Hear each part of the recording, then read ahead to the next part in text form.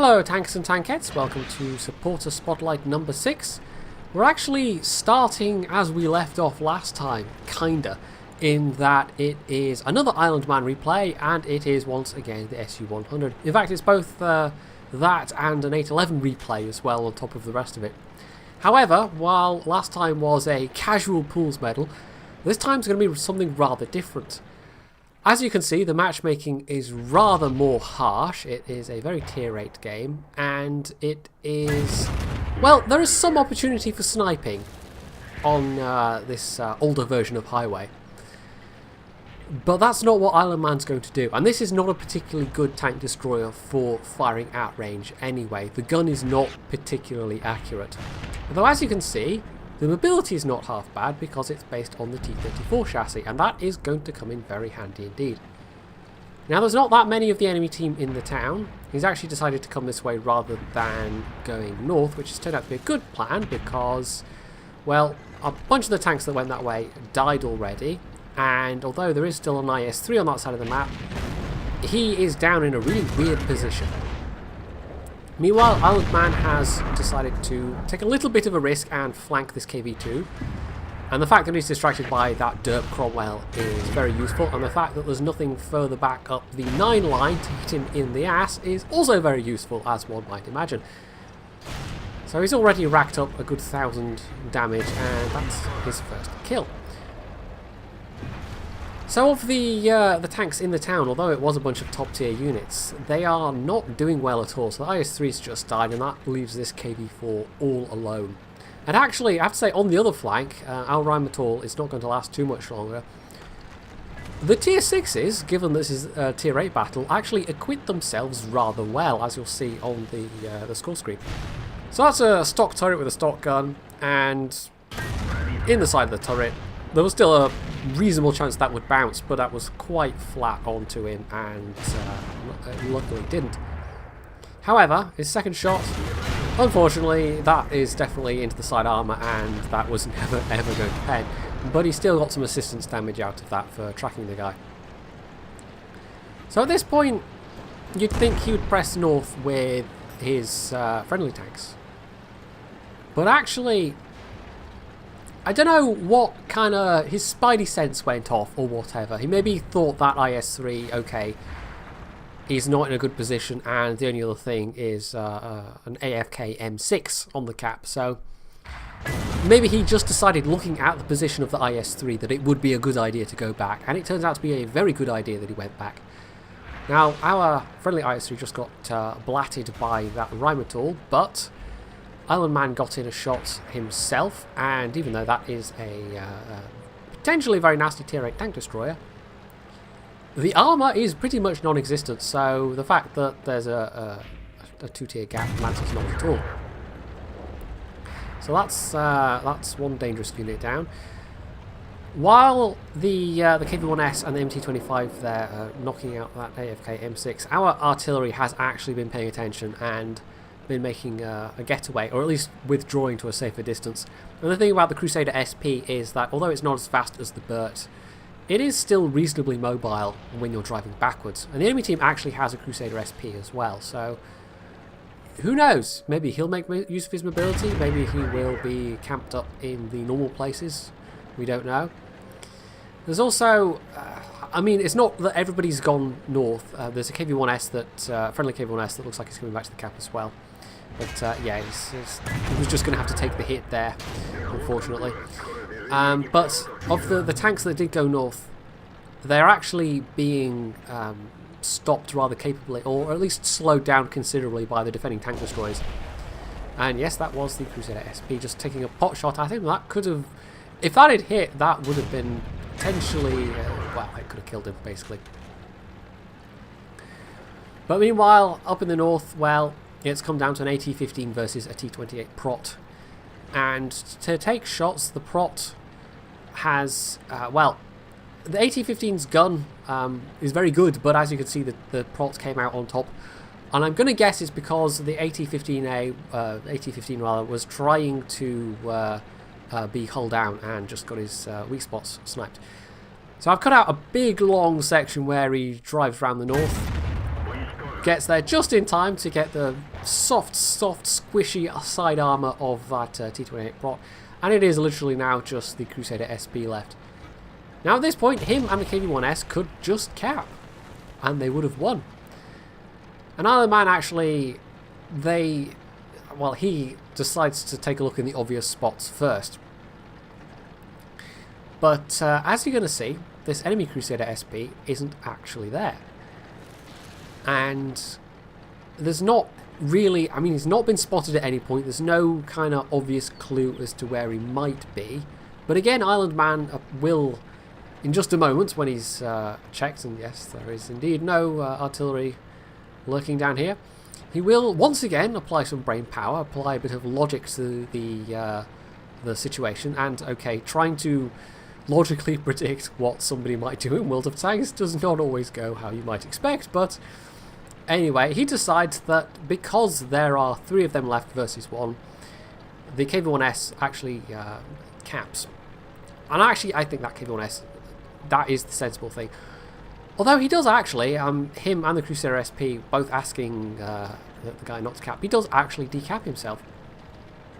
And again, Island Man was able to use the ability to get back here in plenty of time. However, it is a bit risky because if the Crusader SP had derped him, if the friendly Crusader SP had missed, then this may have been a game-throwing decision. But as it was, his shot was true, and that ended the battle rather nicely. So that was an ace tanker, defender, high caliber, tank sniper, and top gun. All in a tier 8 battle. So, I think, I mean, nearly 4,000 damage done. It's a very good gun, even in a tier 8 battle, but he was able to very adroitly use the things he had going for him, especially the mobility. And yes, there were maybe 1 or 2 slight bits of luck, but the fact that 13 shots out of 13 fired actually hitting and penning, that's not luck at all. That's actually sitting and aiming. And, well, okay, there's a little bit of luck. The RNG can and will screw you sometimes, but in that case, he was fighting at ranges that it was a lot less likely to happen for the most part. So, yes, it was a rather different sort of game, as I said, but it just goes to show you that not all tanks suffer equally from +2, -2, and if you've got a big beefy gun, it helps an awful lot. Next up, we have AndyCX, and he is driving the Tier 5 American Scout, the M24 Chaffee. This is a 9.9 game, as you can immediately tell between the graphics between this and 8.11. And this is exceptionally good matchmaking for being in a Tier 5 Scout. Just view range, if nothing else, is going to give him a big advantage. And he's actually got, as you can see, binoculars to go with his already very good base view range. Now, he's just starting off with a bit of passive spotting, and this is, on this side of the map anyway, it is a pretty good spot to do it. In fact, there's numerous good spots. They actually haven't changed this map that much in the years it's been in the game, but one of the more recent changes has been in this southeast corner, and it's actually been quite welcome because there's a lot more to do down here in terms of usable terrain. You can actually push up this flank without it being quite so hideously open, and it therefore reduces the amount of camping that goes on just on both sides. But it doesn't entirely remove it, as you can see, because that's a top tier heavy tank that decided to come up this way. Now, even though that is a top tier heavy tank that decided to come up this way, unfortunately, looking at the minimap right now, we can see that not nearly enough people went up to the north end of the map. There's actually, you can see the minimap there, and on the team list, there's one of the new Japanese premium heavy tanks, the heavy tank number 6, basically a Tiger with the short 88 gun. But they have fairly easily mopped up the tanks that did go up there, just by sheer weight of numbers and having more firepower available. So we've got the kind of this bottom corner of the map, but honestly, they are kind of, and this is, most of this replay is going to be demonstrating the importance of having the high ground. The tanks that are on the opposite side of the valley are not really in a particularly great spot, but at least they're not going to be worrying about fire from the side. But the enemy team has basically got the entire kind of northwest quadrant of the map. And this team has been pushed into this corner. So although it's 6-6, we're actually even on numbers. The enemy team control more of the important bits of the map. And there are a couple of maps like that. There's this, there's Cliff especially. And I'm sure there are probably others where I'm not remembering right now. El Haloof maybe. But generally speaking, the high ground is important. And also, as you can see, his scout view range is also coming in very handy right now as well. But the fact he's able to sit up here and give Overwatch capability, there we go, there's the word I'm looking for, and take out that Cromwell very nicely. However, one of the enemy tanks, and again we're actually slightly ahead on numbers right now, has decided to cap. And we're actually going to see from both sides why having that high ground is pretty important, because that's, let's see, 3 of our own tanks plus the Crusader. Well, 3 of the tank destroyers trying to actually cap and the Crusader near the cap. And it's very, very easy to defend the cap points from the high ground on this particular map. And they are going to learn that to their cost, but the Panzer IV-H that is trying to cap the friendly base is also going to learn that to its cost. So, unfortunately, for this team, however, it means losing way more tanks than the enemy team. The enemy team only has 1 tank trying to cap. We've got 3 tanks trying to cap who, if they had played smarter, could possibly have made the outcome of this battle a lot easier, shall we say. I might be slightly giving away the ending there, but yeah, so the T-34-85 plows in. Andy using bush cover here. He's actually been using bush cover pretty well for most of this game. They take out that guy, and unfortunately the T-34-85 has taken some damage in the process, but between the two of them, well, they've got a bit of an uphill battle, because Andy, as you can see, is actually starting to run a little bit low on ammo, and the T-34-85 doesn't have a great amount of health left. He's at, what, about half? Maybe just under? Ranged against them are the SU-100 with a very good gun, a TOG-2 with an excellent rate of fire, and the heavy tank number 6 with, well, pretty reasonable armour considering what he's facing, although the T-34-85's gun can punch through the unangled front armour of a heavy tank number 6 rather well. Tiger, really. So once again, Andy is in more of an Overwatch position, and he's not double bushed or anything like that, so he's taking a bit of a risk, but maybe he's just counting on... Well, he's got 6th sense, and he could... yeah, no, that's not a destructible house, unfortunately. He could fall back or fall forward into the valley very rapidly if need be, but he might take some damage in the process. But he is basically, rather than using his mobility to get round in their faces and maybe try and flank them, he's actually stayed more in a supporting position for the T-34-85. Although I will say, I think he does stay in this position for too long, because the T-34-85 decides to press up a bit, and going through the valley is not the best plan, but you can use the viaduct arches for cover. They do, they're big enough and wide enough that they do provide cover from the side. Unfortunately, he is in the position where, oh, that's very useful, that's a very good kill.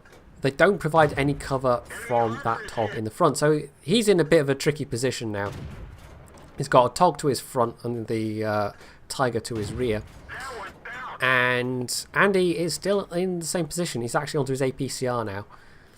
So, still with the Overwatch, and I really think he should have gotten moving by this point. But, fortunately, the T-34-85 is able to take that guy out, although he does now have an angry TOG to deal with. We're in a 2 versus 1 situation, but at this point Andy really can't do anything to help the T-34-85. So this is why I do feel he should have moved up a little bit sooner, because he's now utterly unable to do anything to prevent this T-34-85 from being just obliterated. However, the guy is going to go down swinging, and actually, next to Andy, he will have the next best score on the team and will thoroughly deserve it. But it's come down to this, and Andy has made rather good use of his mobility to actually come at this Tog from an unexpected angle, because obviously the Tog does not move around particularly well, so there was a very little chance of losing sight of the guy. Like, he was not going to have moved far from his position by the time Andy had gotten round here. He's also using double bush cover here, but unfortunately gets spotted. And he really does have to be careful here, because he doesn't have a lot of hit points, and the rate of fire on the Tog is such that it's not going to take a lot to kill him. In fact, 2 more shots will do it. Now, I initially thought Andy's making a massive mistake here. I mean, okay, knocking down the trees provides a bit of extra cover, but it tells the guy, the Tog driver, exactly where you're firing from. However, it is in fact entirely subterfuge. He knocks those trees over in the hope that the Tog will see it, and maybe it works because he gets that grace period of at least 1 or 2 shots and only just gets spotted as he takes the final shot. So as you can see, that was another ace tanker and actually another defender badge, so it's got that in common with the previous game. And he was actually able to use his mobility and the really good matchmaking and the view range advantage that gave him in particular to a pretty good effect there. But that said, even so, I don't think he could have managed it without the T-3485 playing really well as well. In fact, they actually had nearly the same XP score. They were only 40 XP apart, so nearly 3,000 damage from that guy. And compared to the rest of the team, they weren't doing a whole lot. There was a Hellcat with 1,000, and then the rest was a bit anemic, to say the least. So, although that was less of a solo effort, I think he did deserve to be at the top of the team there, but definitely a big shout out to that other guy, because at the end of the day, this is a team game, and sometimes even just 1 or 2 other players doing the right thing at the right time can help you out greatly and can actually change the outcome of a battle significantly. Last up, we have this game from Manty111, and we're actually just going to show you the whole replay through. There's going to be no jumps or cuts in this one, because there wasn't really a lot to cut out, to be honest. It's fairly action-filled all the way through. He is in the Object 704, which is one of the Tier 9 Soviet tank destroyers, and it, along with the ISU, is quite well known for the trollness of its gun. And I do believe there is a saying about, was it a sword cutting both ways, or I can't remember the exact phrase, but basically this is called the troll cannon because it trolls both ways. It's troll in that it hits for an awful lot of damage, but it's also very troll to the user because the awful lot of damage only counts if it actually behaves itself, which it frequently doesn't. And it's one of those guns where you'd think with the amount of penetration it's got that the number of bounces and whatever would be relatively infrequent, but you would be wrong. And I actually get this a lot with the Death Star as well, because I use a mix of AP, HE and HESH on that thing. And the AP is very high pen, but because of the gun handling characteristics, because of the aim time and the dispersion, well, there are frequently occasions when you'll track somebody with your great big shell and it will do no damage, or it will bounce and then you're stuck with a 25-second reload. So that is the price you pay for having a very high damage capability with one shell, is that you have a long reload, and people generally know it. Now there's his first troll bounce. I think he caught the top of the T-32's turret, or the side, or I'm not quite sure. It must have been far up enough the side that it wasn't actually into the top of the turret. In fact, he had 2 bounces on the T-32 turret, I tell a lie. But he finally gets a shot into the guy's rear, and it's never gonna... I mean, the gun's troll, but it's surely not that troll that it would bounce on a shot like that. The other thing with guns like this, and again I kind of have this experience myself in playing the T-30, is that sometimes you feel a bit hesitant taking those kind of shots where it's somebody who's relatively low health, and maybe you need to make the kill, but on the other hand, you are vastly wasting the damage potential of your shells, and you don't really have a huge number of shells to waste on low health targets either. And I have actually found myself on occasion holding back on taking a shot to let somebody else get the kill, just because A, it would be a really long reload for not a lot of damage, and B, the shell return, the amount of damage you're doing versus the amount of credits you just spent on the shell to do it, isn't really worth it. So this game, I mean, we've lost our artillery already, and they are a bit mad about that, but it's a bit of an odd one. I mean, trying to defend the 890 line with 4 artillery on the enemy team versus, well, it's also 4 arties on our team, but it proved to be, well, nobody really wanted to go over there to begin with, and can you blame them with 4 enemy artillery? That's never a pleasant experience. And so the enemy team pushed round because what defenders there were either quite far back or just got overrun. Now he's managed to rack up nearly 3,000 damage already, and they are running out of tanks slightly. In fact, we've just lost 3 in rapid succession.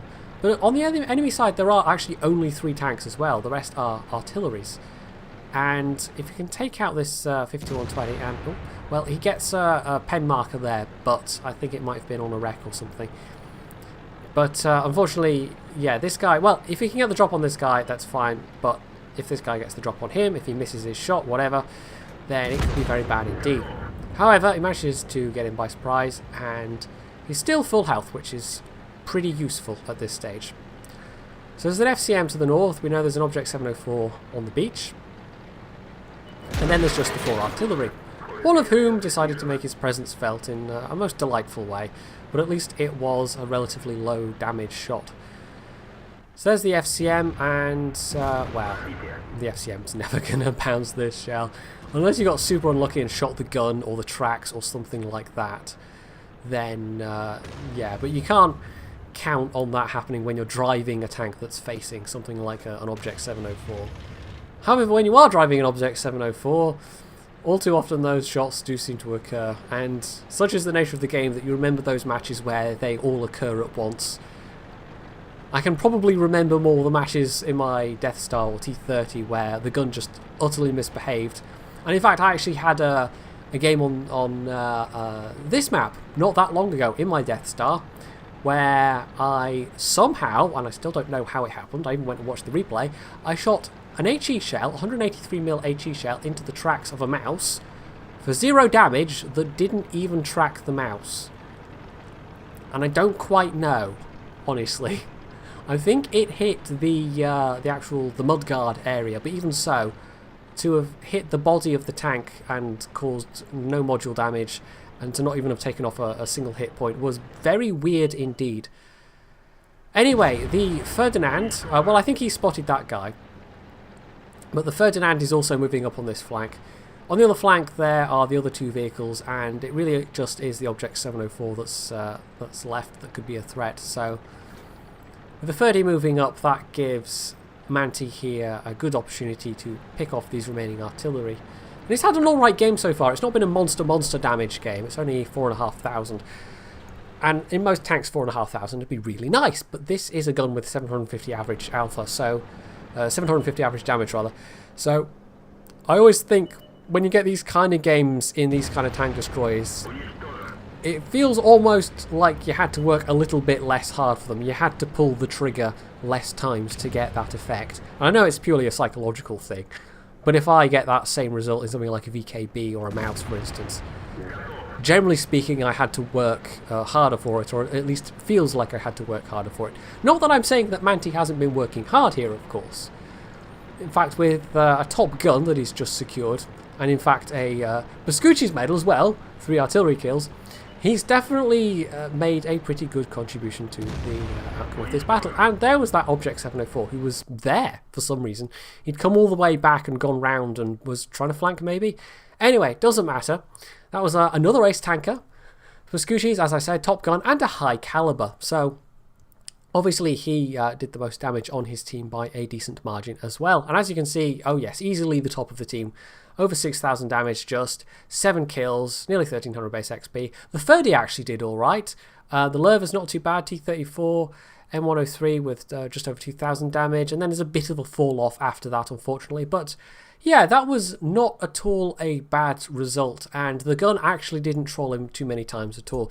He actually said in his email to me with this and another 704 replay that this is the one he goes to when he wants to have a bit of stress relief and just point the very big gun at people and see the high damage numbers. But, you know, whatever feelings people may have about high-tier artillery, at least he hasn't completely turned to the dark side and started playing I spoiled my own joke there. I was going to say high-tier tank destroyers and then say hasn't turned to the dark side and played high-tier artillery, but anyway, never mind. I'm just, as ever, the author of my own, you know. So, that was it for this time round. If you enjoyed these games, you can hit the like button. You can check out my Patreon page via the links below. You can leave any comments. You can subscribe to my channel. And, as always, stay tuned for more.